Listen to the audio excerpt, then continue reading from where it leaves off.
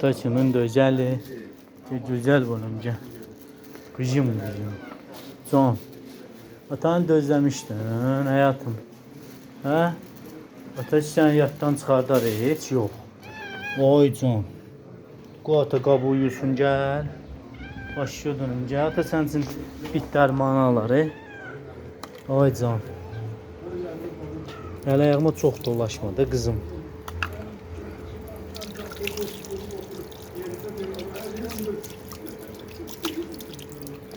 Ata qabı uyusun, sonra sen yemək versin. Gel.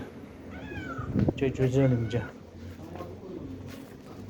Gözdə ata yemək versin sənə. Töksün qabığa gözlə. Ay mələyim. Ata verdi yemək sənə. Nuş olsun. Atanın həyatı. Hər gün gözləyirsən atanı, ata gəlsin sənə yemək versin.